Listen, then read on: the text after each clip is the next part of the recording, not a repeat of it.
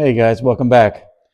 I'd like to say in this episode, we're just going to get into some routine maintenance. Maybe change the oil, clean the air filter, maybe wipe the engine bay down. Nope, we got a problem. Let me walk you through it.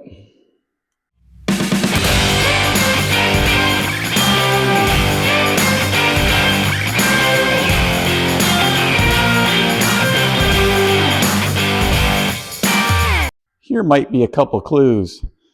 We've got a leak down coolant tester. We've got a block tester that detects exhaust in the cooling system caused by blown head gaskets, warped sealing surfaces, cracked head or block, maybe even stripped head bolts. Yeah. So, waking the Charger up here from its winter nap, was checking things over, had a look at the coolant level, and you might be able to tell that there's nothing in there. Well, it's very low, I'll say that. So, that had me thinking about what could be the problem. Now, I did notice last summer that I was losing some coolant, but not a lot, and I just didn't think much of it. I topped it off, ran the rest of the year, and engine was fine. It didn't overheat. Everything seemed to be operating properly. But clearly, we've got an issue. So that's why I ordered these two kits, and let me walk you through the results. So to start diagnosing the low coolant level, I ordered this kit from Amazon. I think it's from Orion Motor Tech, aka some Chinese company, but the quality does seem to be reasonably good. It did work well for the purposes that I needed it, and that is to put pressure into the coolant system through this pump and through one of these adapters and through the radiator cap. You can load it up to, let's say, 15 psi, and then watch for any kind of pressure drop over a period of 5 minutes. You do that with the engine cold or warm or hot as well. I did it with the temperature of the engine cold, and then it warmed up as well. And in either case, it did not lose pressure. So I thought, okay, that at least is a positive test. Now let's try another test. And so then I moved over to this test, which checks for exhaust gas inside your coolant, which could be caused by any one of these nasty items here. You take this blue chemical liquid and you put it into this device here. You get your engine up to operating temperature so that thermostat's open, and with the engine idling and the coolant level down at least a couple inches, which of course in my case wasn't a problem, it was already down, you take the radiator cap off and you put this end inside or on through the radiator cap hole, and then apply some pressure on it, and then up top you push this plunger in. It's a one-way valve to suck air or gases from the coolant system up into this liquid that's in here. And you do that for about a minute, and if it turns yellow, then you have exhaust gases inside your coolant. And so I did that test, and this was the result. And that's pretty yellow. So we have a problem. So the best case scenario here is a blown head gasket. It gets a lot worse and more expensive from there.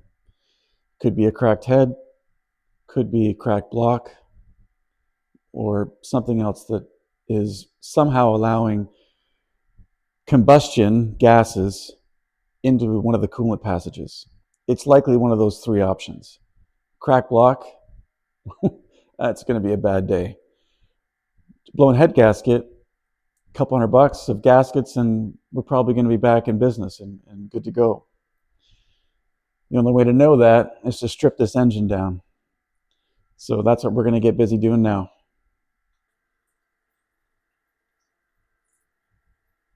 All right, I've got a lot of the coolant drained out of the system here. There's still going to be a coolant bath when I take the heads off, but I'm not going to bother putting pressure on the system and pushing that coolant out. I'm not going to go that far. We'll just deal with the the carnage of the coolant bath as the heads come off.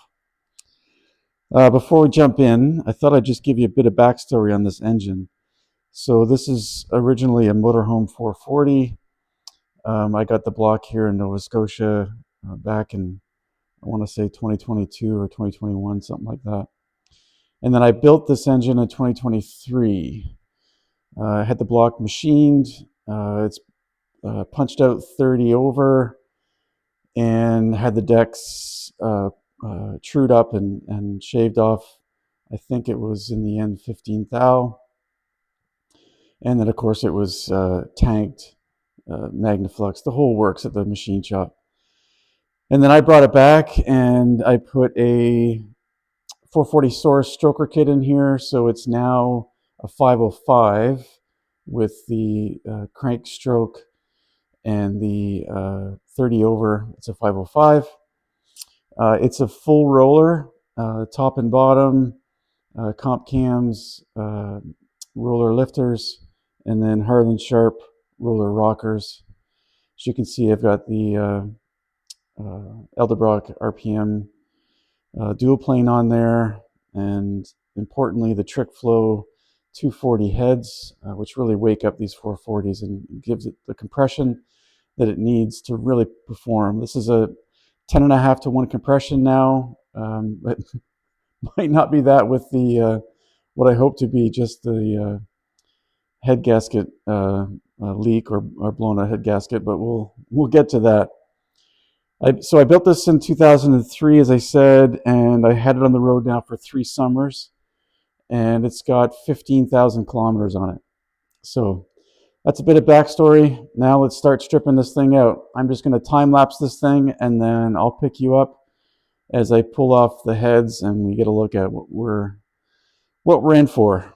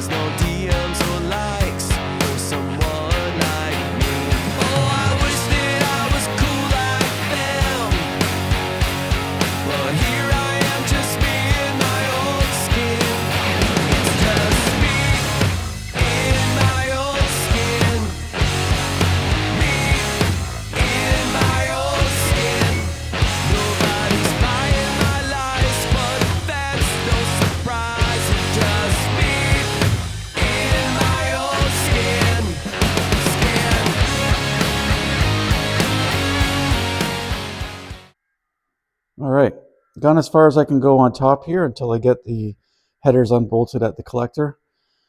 And that will allow me to move the headers over further so that I can get at the head bolts that are at the bottom here. Right now, it's not possible. So that's the last step, and then I can get these heads off. All right, I got both headers there unbolted and just one bolt left in. And I was able to rotate now the headers out of the way and push them down a little bit. So now I can get access to all those head bolts. On this side, I got that one tie wrapped back. Just enough room to get in there. It's a little tight, but that will allow me now to pull these heads off. So we're good to go. Okay, we're going to start in the passenger side here. We've got to be careful about how we do this. We've got to take these bolts out or loosen them in the reverse sequence that we tightened them, starting from the outside on each end, working in, until we get to the final number 1 bolt right here. We want to do it in probably 3 passes, so we just want to do like a quarter turn on every bolt following the reverse sequence. Come back, do another quarter to a half turn. At that point, in the 3rd pass, we're probably going to be at a point where we can pull them right out. So let's see, start over here.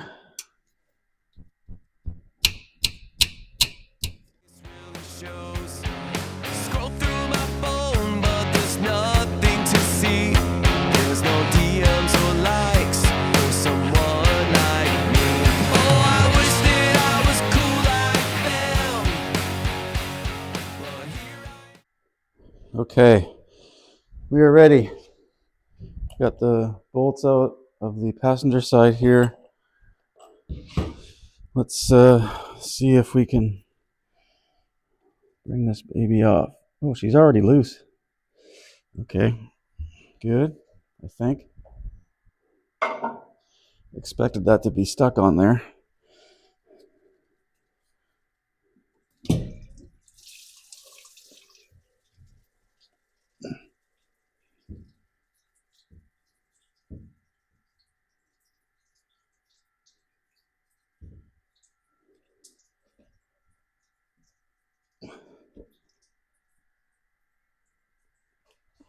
Okay.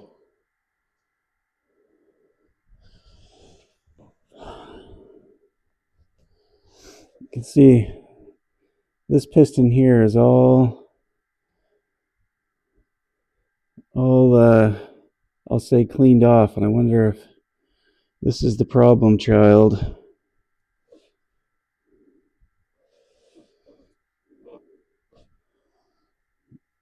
I don't see anything obvious there yet, but let's get this coolant. All right, this gasket come off.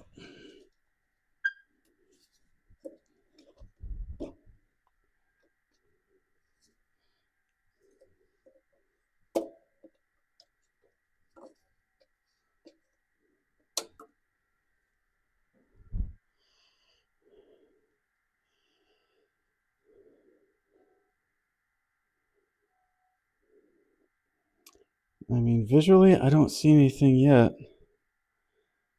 but it's still possible it was the other side, I suppose, that had the leak. But we'll keep this at the head. I just think that it's suspicious that this particular cylinder here is quite a bit cleaner than the rest. I just can't imagine that's a coincidence. I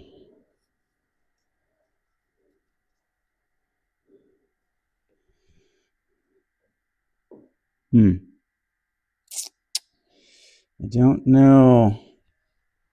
Well, let's get set up to take the driver's side head off. All right, got all the bolts removed on this one.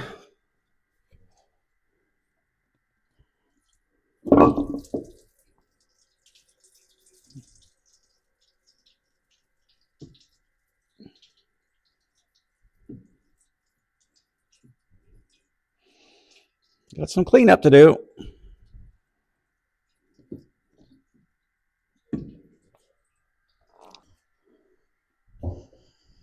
Yeah, none of these pistons, I'll get you in here in a second, but none of these are washed. So I do think it's that one over there.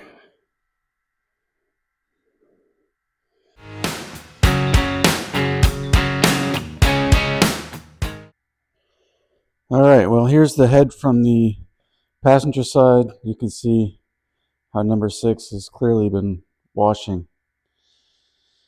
I can't find any evidence here of a problem, nor on the gasket itself around number 6. Everything looks like it should be. So I quickly turn my attention back to the engine. Let's see, I've got a light in here now.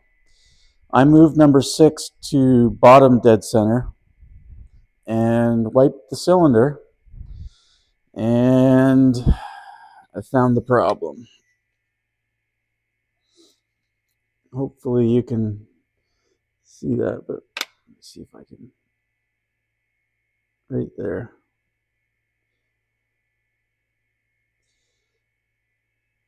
That is a crack block. So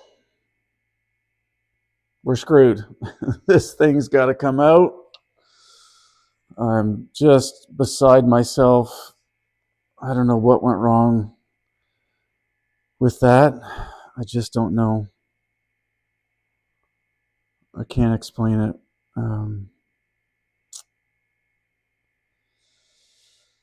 But I don't think we have to go any further. I mean, that's the issue. The rest of the cylinders were firing as they should. No issues with those. And over here, as you saw, it's really just number 6 that was the problem. And it really doesn't frankly matter what the state of the other cylinders are or is, because without number 6, we can't party. So it looks like I'm in the market for a 440 block. Ideally one that's standard bore that I can punch out to 30 and reuse everything I have here, along with a new set of bearings and gaskets, and then get back in action here. But as it is right now, the good news is we know what the problem is. I just don't like the result.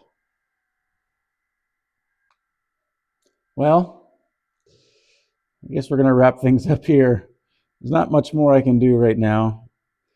I need to go over, sit in the corner and cry, and maybe have a beer or a dozen, and start searching Marketplace for a 440 block. If you happen to know someone in Nova Scotia who's got a 440 block, I just need the block, ideally standard bore. Well, you let me know. Anyway, thanks for watching. I'll keep you updated on this one. We'll come back to this. We got to pull the engine out. We'll take the opportunity to clean everything up, and we'll get things ready for that new block whenever I can find one. Until then, cheers.